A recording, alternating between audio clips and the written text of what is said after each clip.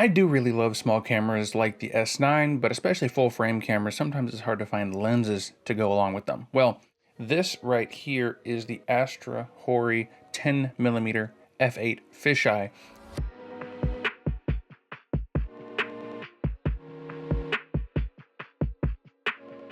This is the perfect wide angle fisheye sort of lens for compact mirrorless cameras.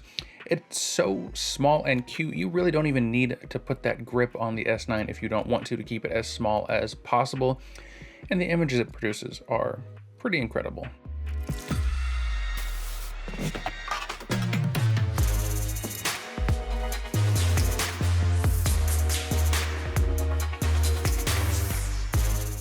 This is incredibly cheap and really decent, I would say. Despite technically being an APS-C lens, it is comfortable enough on a full frame camera if you don't mind seeing the edges of the lens barrel or are okay with cropping in your images a little bit.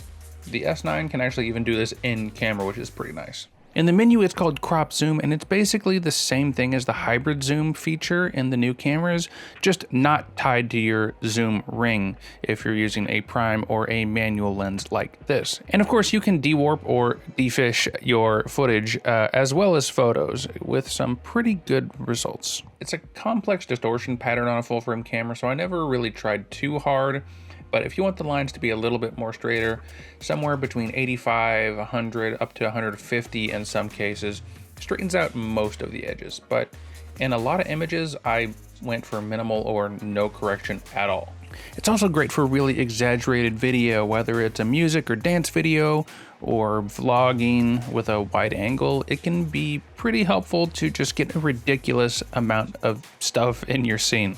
And I don't really use fisheye lenses that much, so it kind of felt like I was cheating somehow, getting really nice images on a full frame camera, using a lens technically meant for crop sensor cameras, and especially at the price of about 60 or 70 bucks, depending on the version 1 or 2 you get.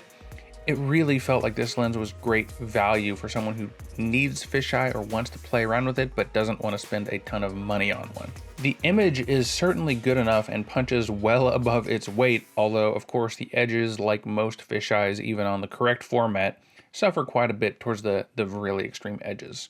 But I think the price and the size end up being one of the biggest advantages here. It's so small you might as well bring it along for shoots or everyday carry or on vacation and get just some super wide environmental shots. And some of my favorite images I've taken on this lens are either wacky portraits, pretty crazy video shots, or just those wide on a hiking trail or at the top of a mountain sort of wide vistas, which again, once you correct it, they can just work as like a normal ultra wide angle shot. Quick tip, by the way, I find on Lumix cameras, fisheye lenses, the video stabilization actually performs much better with E-stabilization turned off and just the normal internal image stabilization. This is the opposite of what you would normally do, but the corners are just so wide that it doesn't correct them appropriately and actually ends up being more wobbly, in my opinion. This lens is not perfect though. I mean, using it on an oversized sensor like I've been doing, like I said, it shows the edges of the barrel, you can see your fingers in the shot, and the sharpness overall is just all right. It's actually a little bit better than all right, I would say. And like I said, the corners are really rough, especially if you can't really win, right? Because on the edges you see the really extremes of the lens barrel, but if you dewarp it, that's obviously going to reduce image quality a bit as well. It's also a bit prone to flare. It can kind of hit from any angle with a fisheye this wide. Sometimes it's fun, but it can be really intrusive for sure. And I don't think we really need to talk about bokeh too much, really, but it's a little easier to miss focus than you might think for such a wide and slow lens, and you will need to focus up close every once in a while. It's really hard to complain with a budget lens like this, but I suppose the biggest downside here is going to be the relatively slow f8 aperture, but it's also a fixed f8, so that's the maximum and minimum aperture, so no super bitingly deep depth of field, and no increasing the sharpness, and no sun stars when stopping down.